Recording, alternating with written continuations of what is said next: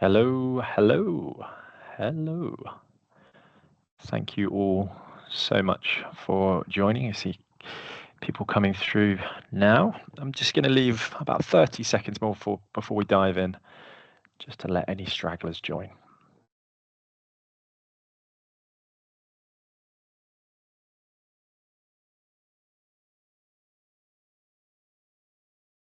Hello, welcome to those just joining.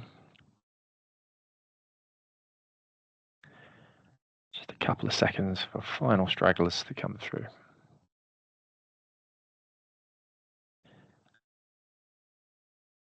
Okay, I think we should get started. Another webinar from Bulletproof Cybersecurity, this time all around DORA compliance from theory to cyber reality. To help me take you through that today, I've got Luke Peach, our head of compliance. How you doing, Luke? Hello, James. Very well, thank you. Thank you very much. And I've got Dominic Mortimer, head of red teaming at Bulletproof. How you doing, Dom? Hello, all good. Yeah, nice to be here. Thanks both so much for taking us through this. Today, we're going to leave a bit of a Q&A session at the end of the piece, but please, we think these webinars run so much more smoothly if there are questions that are dropped in, if and when you think relevant. So please ask your questions as we go, and I'll do my best to mediate, moderate, and pass questions to Luke and Dom. We'll leave a little bit at the end for Bulletproof, a little bit about us, but I suppose let's dive in, and I think we're going to start with Luke, but I'm just going to do a quick webinar objectives. Number one, we're going to do a quick overview of DORA. Number two, what are the cyber realities of the legislation? And number three, role of professionals for support. That might be where Bulletproof comes in. So I think I'm going to now hand over to Luke just to talk DORA 101, the purpose, scope, and who's effective. Luke, do you want to start with a quick 10-second introduction to yourself? Yeah, okay. So good afternoon, everyone. Thanks for joining. So as James mentioned, I'm Luke. I am head of compliance services here at Bulletproof, which essentially means I'm responsible for all of our data protection, cyber essentials, and information security consulting. And DORA does fall under the information security team here. So my team deliver DORA implementations, gap assessments, and of course we help companies maintain their DORA compliance as well, which puts me in a very good position to be talking to you today. I've been working for the business now for about 12 and a half years, and I hold qualifications across all the areas as well. So hopefully that gives you some confidence in what I'm about to teach you. So if we move on, we'll start with the basics of DORA. You guys can all obviously read the screen in front of you, so I'll talk around it, not from it. DORA stands for the Digital Operational Resilience Act, in case anyone was wondering, or if that comes up in a pub quiz in a couple of months' time. And it is an EU regulation which came into effect in January of this year. It was first introduced back in December 2022, so if you heard about it all the way back then, good for you. If not, quite a lot of us suddenly woke up in January and realised, that's here and that's a thing. Now, what actually is it? It is a regulation designed to ensure that financial entities can withstand and recover from cyber attacks and system failures. It applies to all financial entities, which will include things like banks, investment firms, insurance companies, maybe even a crypto asset service provider if you're one of those. And of course, it does trickle down to the IT third-party service providers of those organizations. So if you're an IT support provider and one of your customers is a bank, yes, DORA is going to be put onto your shoulders as well. So that's kind of a very, very quick whistle-stop tour of DORA and what it is and how it can impact your business. If you don't fall into either of those, then technically DORA doesn't comply with you. Happy days. If we move on to the next slide, please, we'll then talk about the 5 key pillars of DORA. These are the 5 things that DORA asks you to do. And if you can look me in the eye and say, we meet that requirement, I'll look at you back in the eye and say, good for you, well done. So if we do the first click, we will focus on the first pillar, which for some reason is, I believe, the second one and not the first one. I think my transitions aren't working. Even better. Brilliant. So we'll start with, oh no, there it is. Webinar. Cool. So the first one is DOR testing. I also refer to this as DOM testing because Dom is going to tell you a bit more about the testing services a bit later on and how we do those tests to comply with DORA. The one element of it that he will talk to you about is a threat-led pen test and how big one of those types of engagements can be and what we'll need to do to prepare for one and how they sort of work. The other side of DORA testing is around incident response tabletop exercises and business continuity testing. So one way that we do some DORA testing is we come and we do a simulated tabletop exercise of a cyber threat that attacks the business. For example, getting all of your heads of departments into one room and saying, guys, what would we do if ransomware took out our finance system?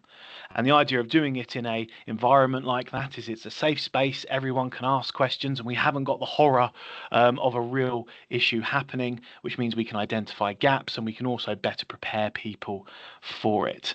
A lot better than running around like headless chickens.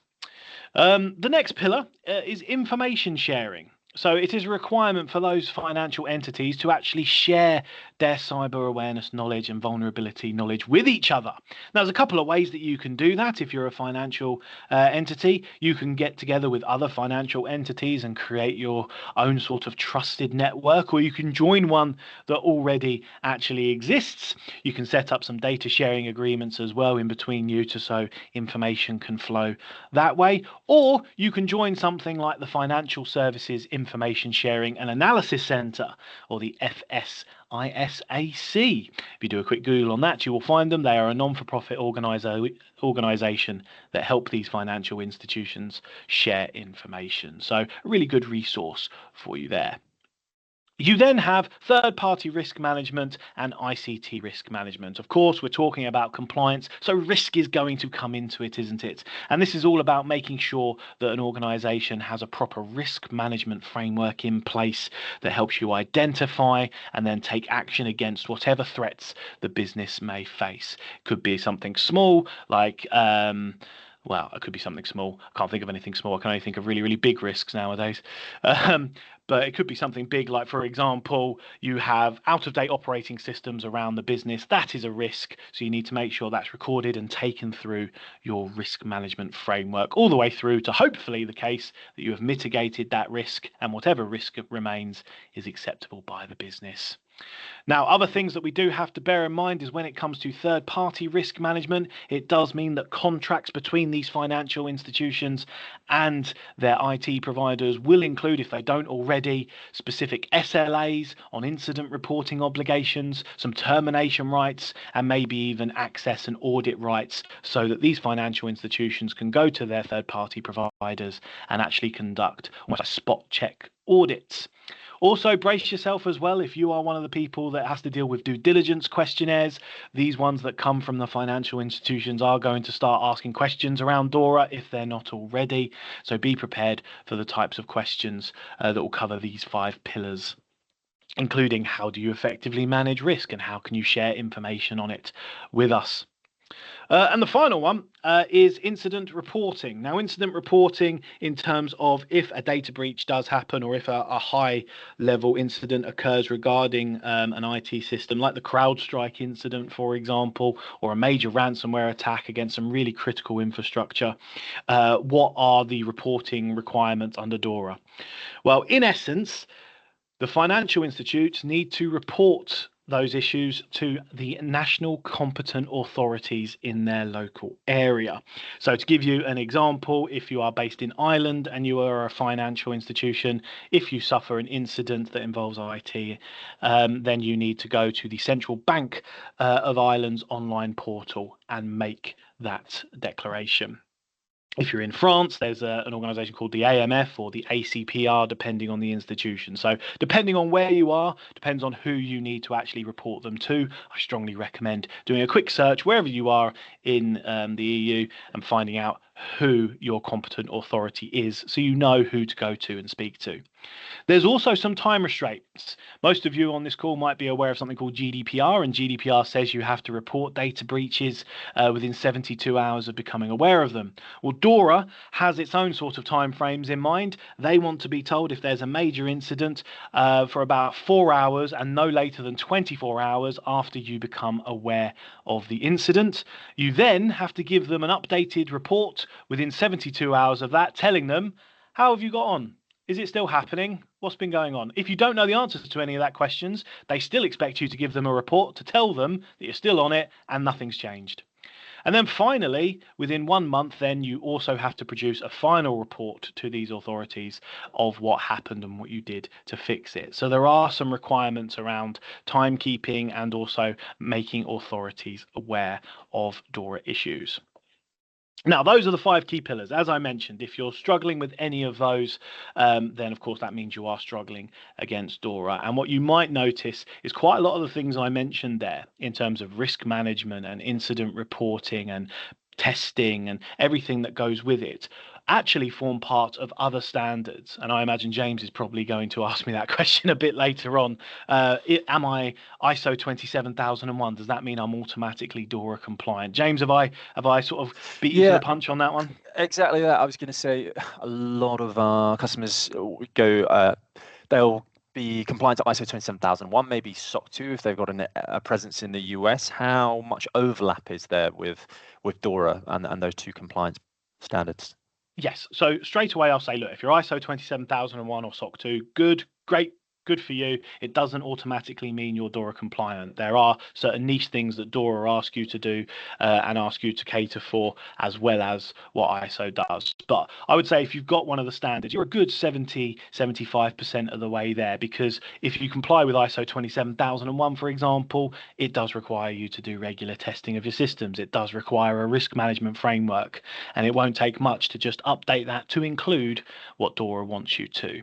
Sure. So I find that quite useful. If people are worried that DORA is going to be this whole new big thing that they have to take on as well as everything, think of it more as I can do this as well as other standards and other regulations as well. Luke, we've had a couple of questions come in, and I think you answered partially, but I'm just going to be really direct with the questions. Does this apply to education establishments, says Rodney Scott? And Lee says, I run an online pharmacy, medical, with a third-party payment provider offsite. Does it still apply to our situation? Cool. So the answer to those questions is no, really, because an education establishment has nothing to do with the finance sector or an IT service provider, as far as I'm aware. Feel free to correct me if I'm wrong, but that would be a no on that one. And if you run an online pharmacy, great. That means you're in charge of the online pharmacy part of it. But if you use a payment provider, it's that payment provider that has to be DORA compliant, because they are a financial institute. And if they use an IT provider, then their IT provider has to be DORA compliant.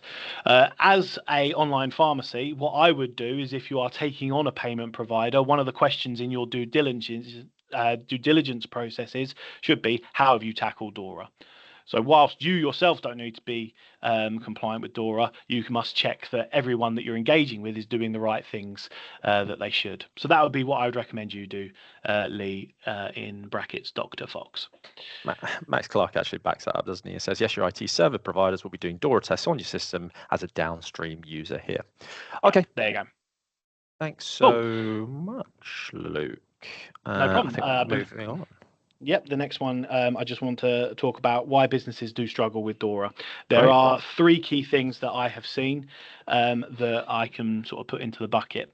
But the first thing I did notice was when I was reading Info Security magazine a month or so ago, I came across this stat and I thought it'd be quite interesting to put into our webinar. 96% of financial firms across Europe admitted they were not yet compliant. So despite this being in force at the start of the year in January, and it is technically the law, then people are still not compliant with it. Now, are there ramifications for not complying with DORA? Yes, there are. And some of those ramifications will come into one of these 3 pillars. If you move it on slightly. There we go. Cost. Cost, of course, is always going to be a problem, isn't it? But look, the cost of DORA that needs to be taken into consideration. Number 1, upgrading legacy systems or doing any technological improvements to an infrastructure is, of course, going to be costly. There is, of course, what Dom's going to talk to you about in a minute, and I'll let him talk about that in a bit more detail in terms of the testing involved in it. There's also potentially the hiring or onboarding of compliance experts to help you achieve compliance, which comes comes at a cost. Training staff as well. Renegotiating some vendor contracts might be required, because if your IT provider is not DORA compliant and you are a financial institution, it's a massive risk for your organization to carry on using them. So it might be a case that you have to renegotiate or enforce DORA on them, or even consider an alternative provider. And I did mention earlier those fines. Fines can be up to 2% of a global annual turnover of an organization. Senior executives at those organizations could face individual fines of up to 1 million euros. And for the IT providers involved, 5 million euros could be the fines there. So some significant amount of money that needs to go into DORA compliance and into the considerations here. You then have the next one, if we move it along, which will be complexities. Not to daunt anyone, DORA itself is over 600 pages long, and it includes more than 1,000 specific obligations to try and sift through and see what is actually required. I do strongly recommend, if any of you are taking a plane journey anytime soon, download a copy of DORA and see how far you can get through it. It is not a page turner. And of course, because of these complexities, there are, of course, going to be people that get quite easily confused by this. If you don't have an in-house compliance person, or your strategy has been singularity on things like ISO, and now you've got to bring something else into it, it can add a bit more confusion and a bit more of a headache to things. And the final one, which I'm seeing a lot more of nowadays, is something called compliance fatigue. To name but a few, there's now DORA, SOC 2, ISO 27001, loads of ISO numbers that I won't go into here that goes on to ISO 27001, PCI DSS, Cyber Essentials, GDPR, PECA, and that's just what I can think of in a few seconds when I was coming up with what I was going to say on this webinar. And those are all just the security and data protection compliance standards. As a business, of course, there are loads of other ones that you do have to consider as well. And people's mental health, particularly CISOs and compliance officers, are suffering because of things like DORA. I will tell you that, because of the amount of pressure and stress that is being put on people. So there are these three real big problems when it comes to DORA. Now, tackling them all is possible. Cost, of course, if you know what the costs are going to be in advance, then you can make informed decisions. If you've got in-house compliance teams or ways that you can save money, then of course that's a good thing to do. Complexities is you get someone fully qualified in DORA, like a DORA practitioner, or someone who's already implemented DORA somewhere else to come in and help. It's absolutely a godsend for that. And compliance fatigue, I kind of go back to what James asked me earlier in terms of, if you treat it as something that can plug into what you already have, it doesn't just become another massive compliance hurdle. It can just be something that complements what you have already. So those are three main problems that I have seen. If anyone has spotted any more, please feel free to put it in the chat. I'd love to have a conversation and find out a few more facts here and there. But those are the three ones I see. I will hand back over to you, James. I've got a couple of questions that are coming in, and mostly around where we're compliant, different I suppose, outlays of a business and how they could be compliant. So I'm just going to throw a couple to you, Luke. We might not be able to get through all of these. So I work for a communications company specializing in physical mail and e-coms. Assume we have to be compliant. Okay, so if you do any communications or any IT services for a financial institute, then yes, you will have to, yes. Oliver says, is there a definition of an IT provider under DORA, i.e. providing virtual events count as an IT service? Providing virtual events, that's a very, very good question and quite niche. I'd have to go away and just do a tiny bit of research on that one. Some examples that I've seen is someone who provides outsourced IT support, someone who will provide a certain, like AWS or Office 365 or something along those lines, right? Those would be IT service providers that I can think of off the top of my head. But it's a very good question, and I will take that niche one away and I will find out the answer for you. Okay.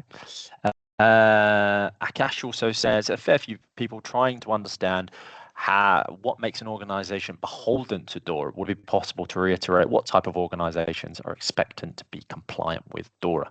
Yeah, absolutely. So the main ones at the top are the financial institutions. So if you deal with any financial data as an organization, like a bank or investment firm, insurance providers, anyone like that do need to comply with DORA. I believe there is a full list of industries online, which I can circulate after this webinar for people who want to do it. And then, of course, like I mentioned, it's any IT third-party service provider that supports those financial institutions as well. Like, for example, AWS, Office 365 and IT support providers. Thanks, Luke. Let's move on to Dom. Apologies if I haven't got across your question yet, and I absolutely will endeavour to do so.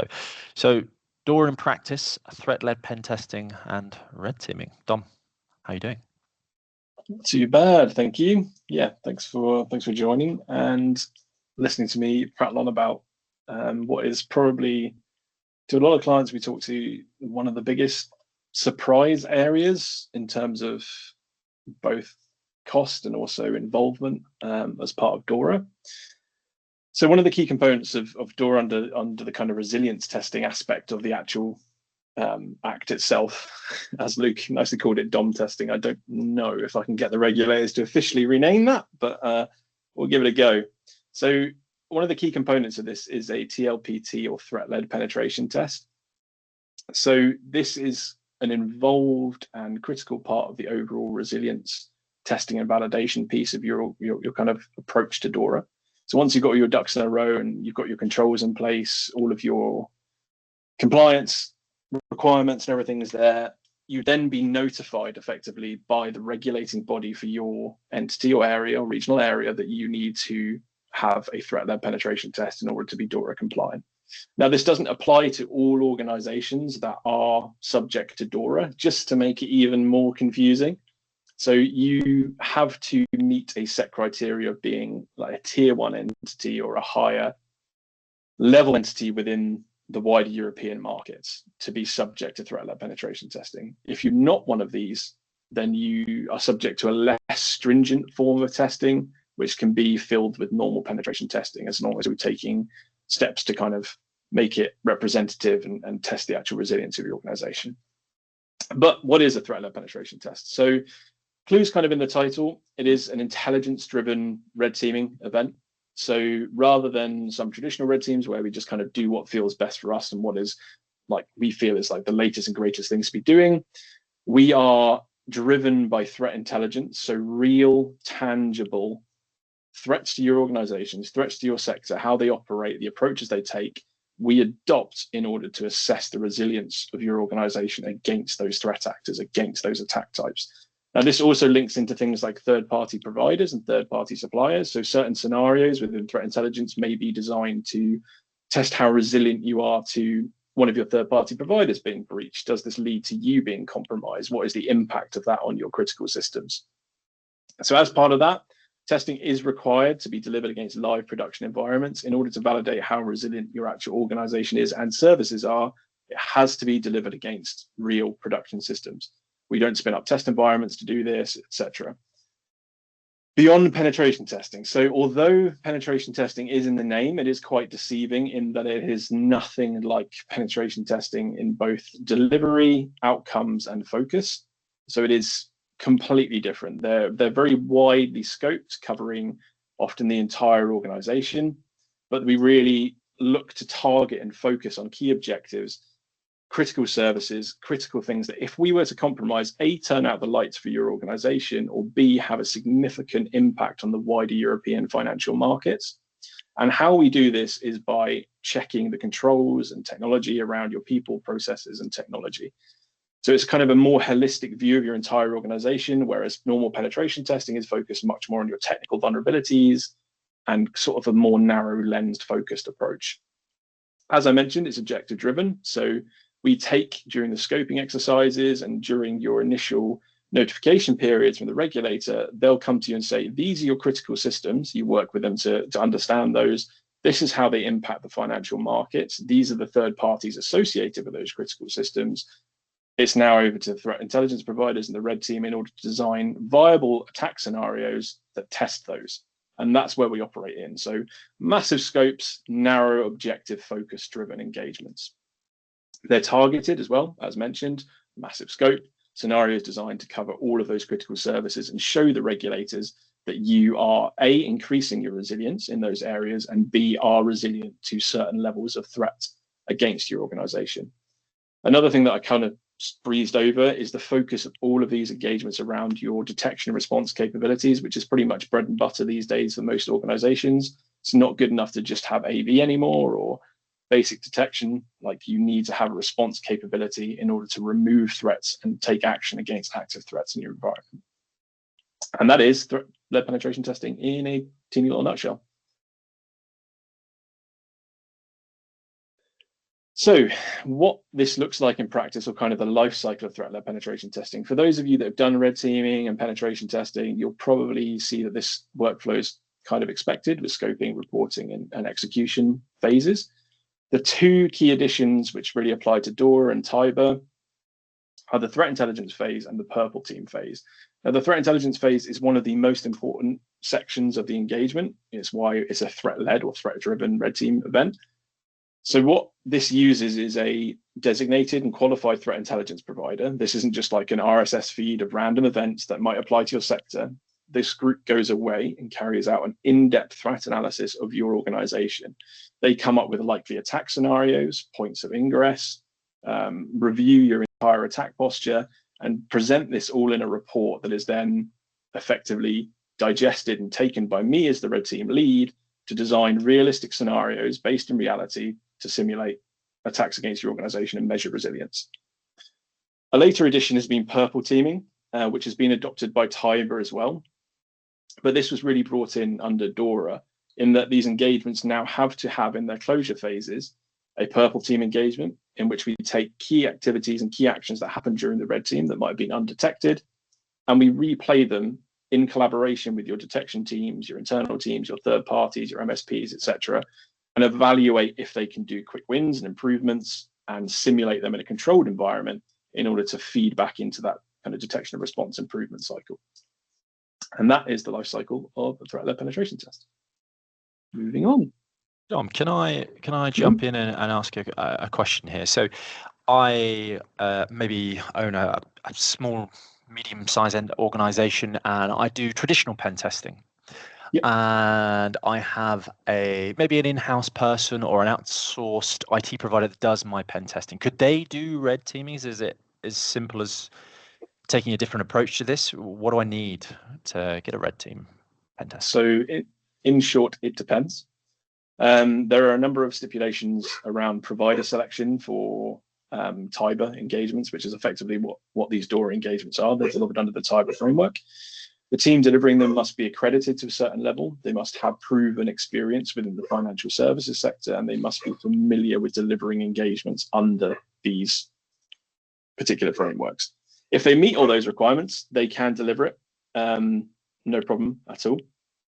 What you might also be subject to is if you are a small entity, you might think you need a threat-led penetration test to be DORA compliant, but you won't actually need to have one done until you are notified. So you will be notified by the regulating body that you need to have a threat-led penetration test. Once you're notified, you have a period of months. I think off the top of my head, it might be wrong. It's 3 months from notification in order to start the process. And this is the procurement of a provider, planning and execution, all of these things before you then have, I think, a total of 6 month window or 6 to 12 month window to actually deliver that threat-led penetration test and feed that back to the regulator. Right. So until that point starts, you won't really be required to. A good one, a follow-up question from James Clinton. Does a threat-led pen test replace traditional pen testing, or are both required? So both are required under DORA. Luke, feel free to correct me if I'm wrong, but your normal penetration testing should be delivered on a shorter cadence. So they are part of your normal BAU testing, your normal testing going into your organization.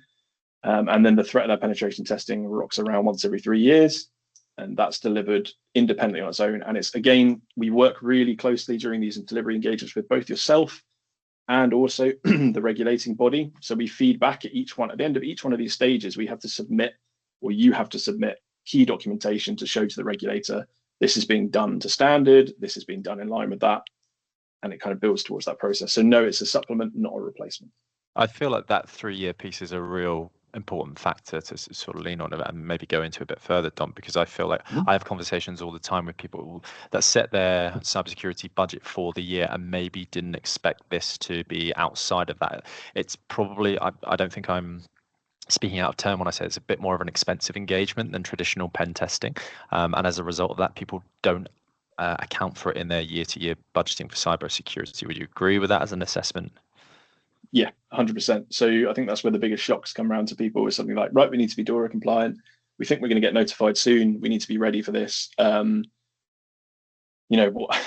the bottom line on this? And just looking at those numbers there, you've got 12 weeks of attack simulation in order to give a representative kind of feel into a real attack against your organization. The threat intelligence phase itself is also 6 weeks long. The purple team engagement is anywhere up to 2 to 3 weeks. So there is a huge amount of time and investment in both, people time from your point of view as well as ours to deliver these engagements. So it's something that if you are one of those organizations that is likely to be notified, it may not happen immediately because the regulators are working through their list and notifying as they go, then you should be kind of budgeting and preparing for this on that 3-year cadence. So this is going to cost X amount.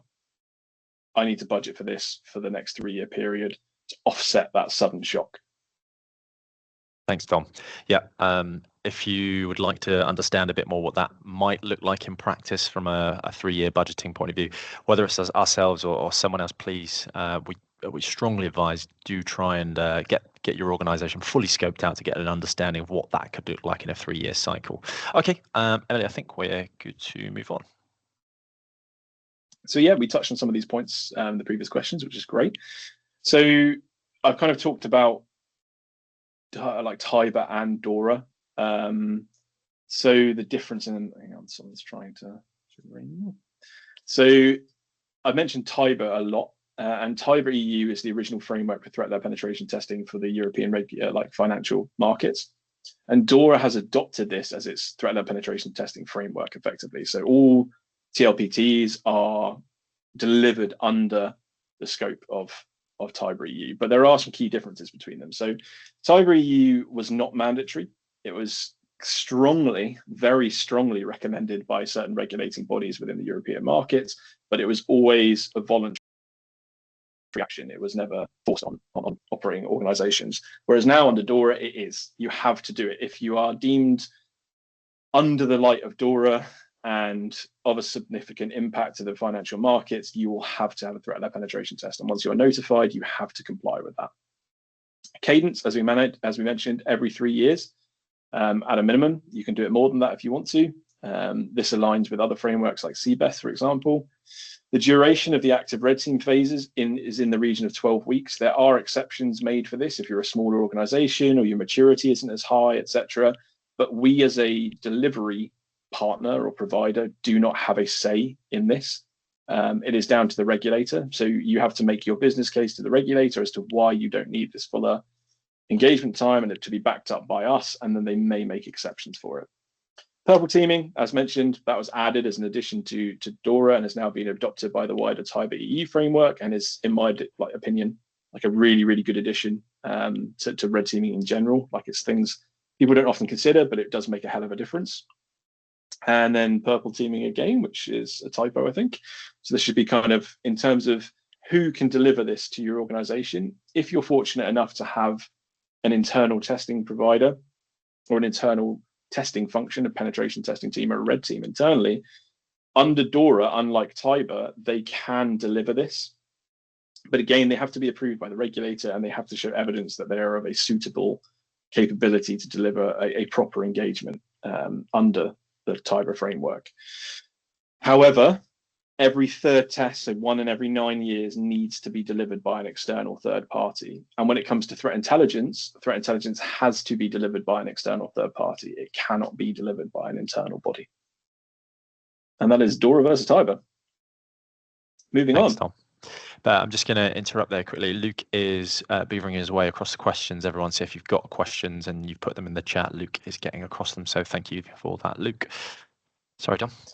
No worries. So outcomes and benefits. Like I mentioned, threat-led penetration testing has been around for a long time under many, many different frameworks, everything from CBEST to ICAS to all of these different financial regulatory markets across the globe have adopted some form of threat-led penetration testing within those frameworks.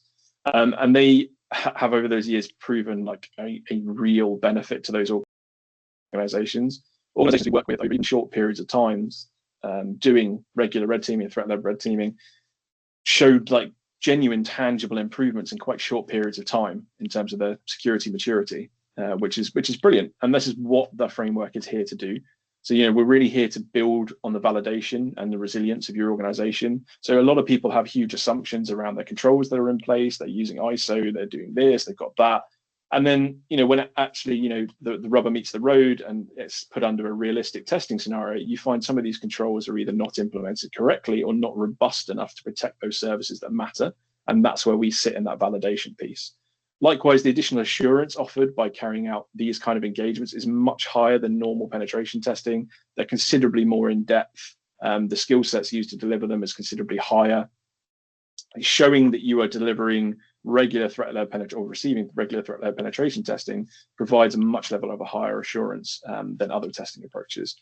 Likewise, the focus around detection and response is critical. It can really bring organizations from low to medium maturity up to a quite high maturity quite quickly. So not being able to just patch everything, because you can never patch everything. You can never stop people from clicking things. You can never do all of this. But showing that when the worst happens, you have everything you can need to remove a threat from your organization, detect it, and take active actions against it and protect yourselves. And it also obviously ticks the big box for aligning with regulations. And the entire engagement approach is designed to deliver actionable improvements at the end. So you have pre-reports, you have purple teams, you have threat intelligence reports, you have an absolute raft of information provided to you to build improvement actions within your organization. So it's one of the reasons 3 years is plenty, because usually one threat-led penetration test can give you so much information. It can help define your entire security processes and re-architectural approaches for years to come. So I would say this, but I am a bit biased. Threat-led penetration testing is an awesome tool to have in your arsenal. Moving on. The final bit of rambling from me. So as we mentioned, these are kind of they're huge investments in terms of time, resources, money. So getting the best out of them is quite important. It's something I've banged on about a lot previously in terms of getting the best from your red team engagements, how to define success around them. But there are key areas that you really need to make sure are considered, both when you're selecting a provider and also when you're having these engagements yourself. So early senior sponsorship and senior buy-in from the right people at the right time is key. Like I said, they're expensive and people want to make sure they're getting the results they want. So making sure you have buy-in from the top down is brilliant. So you can make sure people have the correct amount of time allocated for these resources, and funds for improvement actions are made available, and people understand that this isn't just another tick box just to get through compliance, that the results you can get from it can make a tangible difference to your organization. Likewise, threat realism. A difference in providers can often be how realistically they can simulate real threats, be this from a nation state all the way down to a script kiddie, downloading stuff and flinging stuff into your network, or an internal threat with not much idea what's going on. How we simulate these threats and ground them to a realistic approach and a realistic attack scenario is really important. So making sure you select providers that can do that for you could be a kind of weight off your mind. And control team and governance, we're testing under hugely regulated conditions against critical systems in live environments. Again, a separating factor between a normal provider and someone who has operated in these sectors continually is their ability to manage those risks and make sure the operation of the engagement is delivered in a secure way, giving you the most amount of results you want. And again, that SOC and IR integration, you're paying masses of money for a third-party provider to be being your SOC function. Validating them and improving them and uplifting their ability to protect you as an organization is critical and something to really get out of these. And again, it all feeds into those nice ISO, NIST, SOC 2 continuous validation approaches. If you've got your red teams, your purple teams, your penetration tests, it makes a lovely pipeline of just continual defensive improvement throughout your organization. And that is the end of my ramblings. Thanks, Dom. No problem. I think we're going to pass back to Luke, talking around building a DORA strategy. We spoke already about getting budget in place, threat-led pen testing, and Luke hopefully is going to tie it all together with a bow. Yes, but before that, Gary has asked a very, very good question, and I just want to highlight that. He has asked, do firms in the UK only dealing with UK entities have to comply with DORA? No. UK firms that only deal with UK entities are not required at all to comply with DORA, because the entity that you're dealing with isn't in the EU, and the IT provider itself in that example is also not in the EU, and DORA is an EU regulation. So if you're based in the UK and your customers are all based in the UK, then an EU regulation won't apply to you. However, of course, it will start applying to you if you have branches or subsidiaries in the EU, if you have any customers that are based in the EU in the financial institutions category, or you're part of some sort of group structure that includes EU-based entities. Essentially, if the EU can get to you through your customers / your business, then it will affect you. If they can't, because you're all solely in the UK and stuff, then you're fine. However, what I will point out is the UK, we tend to copy the EU a fair amount. We've done it with GDPR, and we have our own version of that. We've also got almost sort of like our own version of DORA, like the FCA PS21/3. So I do strongly recommend you do a little bit of research in terms of the UK version of DORA if you want to see. It very much aligns with it, but it's something to bear in mind. Right, okay, so yes, back onto this topic of building your DORA strategy. If you do go to the next slide, please. I break every single compliance journey down into 3 key steps, and this is going to be no different at all. And that is on your marks, get set, go, and keep running. I call it check, fix, and maintain. So step 1 is check what you're currently doing. Do yourself a bit of the discovery exercise. Maybe coming on this webinar is part of you even doing that, because you're discovering whether or not it applies to you, a bit more information about the red teaming and everything that comes with it. But go out there, maybe get a few quotes as well in terms of what you're looking at in terms of costings, so you can set yourself some budget expectations. The best people are the ones during this phase who go out and get a proper gap assessment or an audit against the DORA regulation, so that at the end of it they have a report that says everything they're doing right, everything they're doing wrong, and an action plan on what actually needs to be done in priority order to get it right.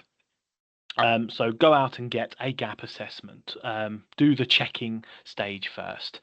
Then once you've done that, and let's say you've established that yes, DORA does definitely apply to you and you've got your action plan, get up and running and go and do your action plan. That might involve, if you have an internal compliance team already, adjusting what you already have in place to fit DORA in. It might be that you engage someone like Bulletproof, for example, to come in and help you with that implementation phase. And of course, that's when, of course, you engage Dom for the Dom testing, and he actually goes ahead and gets you all set up on your pen tests. And then the biggest problem we have in the compliance world, I'm sure most people in the chat would agree, is achieving compliance is one thing, keeping it is another thing altogether. Because loads of people, they get to a certain level of compliance and then most people then forget about it for 6 months because it's next year's problem. And of course, if you do that, come month 6, you end up having to complete step 2 again, or maybe even go all the way back to step 1 to check what you did before and is it still relevant. So maintaining compliance is going to be important. The best companies I see with number 3 actually establish like a compliance calendar, so they know throughout the year what they need to do to maintain their compliance. Oh, it's June, that means our pen test is due, or it could be, oh, this is the time of the year where we regularly refresh our staff awareness training, or we do our incident response tabletop. If you can establish that calendar to help you maintain compliance, you'll be doing a very, very good service to your organization. And again, if you are not comfortable with doing that, there are services out there, like for example, the one at Bulletproof, we offer a vCISO service where an information security expert can be on hand to help you with that calendar and conduct those activities with you. So that's the best sort of journey advice I can give you. And if anything, forgive the topic of taking DORA out of it, but if you take DORA out and replace this with ISO, with GDPR, with anything like that, if you adopt the check, fix, and maintain steps of becoming compliant, you will have crossed all your T's and dotted all of your I's. Quick whistle top tour there. That's the rest. Over to James. Look, before we go on, I've got 1 or 2 questions for you.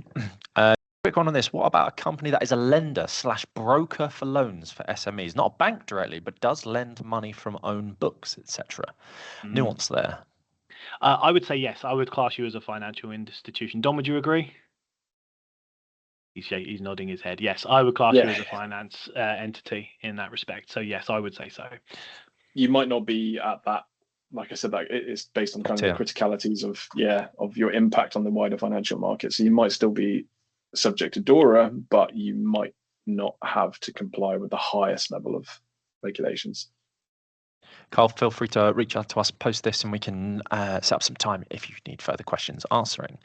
Chris Brown says, I manage an Azure cloud-based SaaS surveillance storage solution that operates predominantly in the public transport market. Although we don't deal with any financial institutions, would this apply to us? Again, if you don't deal with any one of the financial institutions at all, then no, DORA will not apply to you because you have to be linked with a financial institution. I would say, though, are you? Because every now and then you might have the odd customer that does fall into that, and you'll know possibly when the next round of due diligence questionnaires or contract renewals come around that people start asking you for it. And as I think I answered a question a little bit early up, in terms of you may not have those customers now, you might have them in the future. And if that's the case, be prepared because those DORA requirements will come for you at that point. Again, Dom, feel free to chip in if anything I said was incorrect. Beautiful. Nothing from me. Validation. Okay. Thanks, guys. Sweet validation. Well, how can Bulletproof help? Well, Luke and Dom spoke a little bit about it. Bulletproof operate across three main pillars: cybersecurity, information security, and data protection. The cybersecurity covering Dom's space, that red teaming and pen testing, and information security, data protection sitting with Luke. But the complete package for DORA is the compliance. So we might be able to set up a little gap assessment for you to answer a lot of these questions. Okay, let's set up some time with myself and Luke and do a quick 30-minute synopsis of your environment, how DORA could apply to you, and do a small, almost MOT, if you like, on how DORA could apply. Threat intelligence piece, well, that would fall under Dom and his team. Same with the threat-led pen testing, and then continual support. Like Luke said, it's one thing getting a compliance standard, but maintaining it is the hardest piece. So why not outsource it? You've got most of the time you'll hire someone in-house in your business to do that. Why not take that off your hands with someone like Bulletproof? Doesn't have to be Bulletproof, but someone of the like. So that's how potentially Bulletproof could support. What I'm going to do at the end, I'm going to throw my email address into the chat. Some of you on this webinar may already have an account manager. Feel free to reach out to myself, to the account manager, and we can set up some time to talk. Okay. Finally, we're moving on to a little bit of Q&A. I think we've answered questions as we've gone, and it's been super interactive. So thanks everyone for your questions. We'll leave 2 minutes here to see if any more questions land, and I can pose them to Luke and Dom.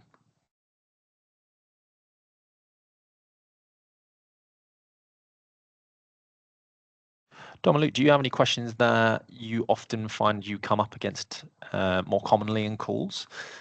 If not, I've got one from Tim that's come through while you two ponder that. If an ICT supplier is considered critical by its financial entity customers, is it just a matter of a threat-led pen test will be requested? So yes and no. So within DORA, unlike some other frameworks, there is a capability for resource or engagement sharing.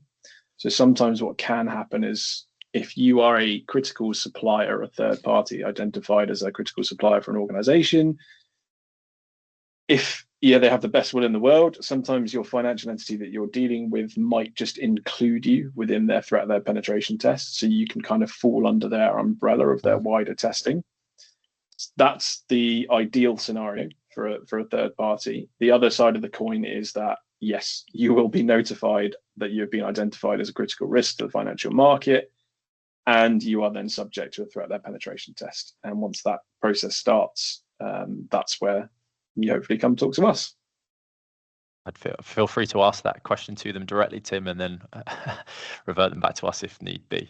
Oliver says, and I had a great question here, do you think DORA will be effective in actually preventing major incidents? I mean, I think the universal answer is yes, but how and in what context, I suppose, is the question. From my perspective, legal enforcement of something like a threat-led pen test is going to be effective without a shadow of a doubt. And enforcement of things like incident response planning, the amount of customers that call us in a panic after an incident has happened who haven't done any incident response preparation work is scary. We've had people in tears. We've had people whose businesses and livelihoods are going down the pot because they haven't done activities like this. So if DORA is going to do what it wants to do and enforces it by law that companies have to do this, whether it only be a certain sector or not, it will have a positive impact. That's at least my view on it. It's got to be taken seriously, though. That's I think the key challenge. Dom, feel free. Yeah, I think from my point of view and what we see, the uplift in organizations for their detection response capabilities from red teams and opening their eyes to things that they hadn't even considered in terms of likely scenarios and approaches does make a real difference. Where these regulations have already existed for a long time, from say Bank of England under CBEST, you can already see massive improvements in those organizations when you test against non-regulated clients who aren't subject to these kind of requirements versus those that are. The maturity level of those organizations is often huge in that differential, and that's because they are forced and mandated to continually be improving and testing themselves to the absolute best of their capabilities to do that. So I think if DORA can deliver that, and like Luke said, kind of mandate it and make it enforced, I think it will have a real impact. And I think it's something that other global entities and global financial entities are looking at, potentially widening the scope of things like CBEST. So it isn't just financial, like banks and everything like that, pulling in some of those other tertiary industries that feed into those services. So yeah, I think it'll make a big difference. Tom, I'm going to go on, Luke, you finish. I was just going to round it off basically by saying, if you look at any compliance framework, take Cyber Essentials, for example, yes, it may be basic, and yes, it only talks about 5 key controls, but the information and the statistics that come out the back of it show that a massive reduction in data breaches in small to medium-sized businesses that have achieved it. These things are designed to make an impact, and they are. It's just, will they solve absolutely every single problem straight away? No, because there are human beings involved, and there's always the capability of someone having a bad day. But they will make a positive impact. Thanks, guys. I was going to echo what you just said, and I think, Luke, you summarised it quite well, is that when calls come into the sales team for red teaming, they typically look as traditional pen testing, and Dom and Luke, forgive me, don't wrap me on the wrist for this, but traditional pen testing as sometimes just a tick box exercise that they will need to send to board level and say, hey, we're compliant. Hey, everyone, we've done a pen test. Whereas people that come in for red teaming, and Dom, correct me if you think I'm wrong here, almost want to find vulnerabilities. They want to find, so that they want to be caught out almost so that they can fix it. They're trying to actively go about things in the best possible way, especially financial institutions. Dom, would you agree with that assessment? Yeah, definitely. It's a case of, again, that they want to stress test what they've got. They know their capabilities, and they have. It's always about challenging those assumptions. Penetration testing exists in that almost like an audit function. Yes, you have your vulnerability management. Yeah, things are patched. No, can we do this? Can we do X? Whereas in red teaming, for example, the recent engagement we just finished against a financial entity, we didn't use a single exploit. We didn't use a single listed CVE or anything like that. We just exploited their business procedures and processes from a initial beachhead or starting point in order to compromise those critical services. And that for them was eye-opening in terms of all of those traditional controls and assumptions were just out the window. And this has given them something else to focus on in a different area to improve things. So yeah, I think it's definitely true. Okay. Thank you, Dom. Thank you, Luke. Incredibly informative webinar as always. Thanks so much for everyone for joining. Please give a little react for Luke and Dom and all their hard work in taking us through this incredibly dense topic piece. I have also put into the chat my email address, so if you do want to set up some time with either Luke or Dom, feel free to reach out to myself, Dom or Luke, and we'll set up some time and hopefully you can help. Thank you all so much for joining. Take care. Thank you all.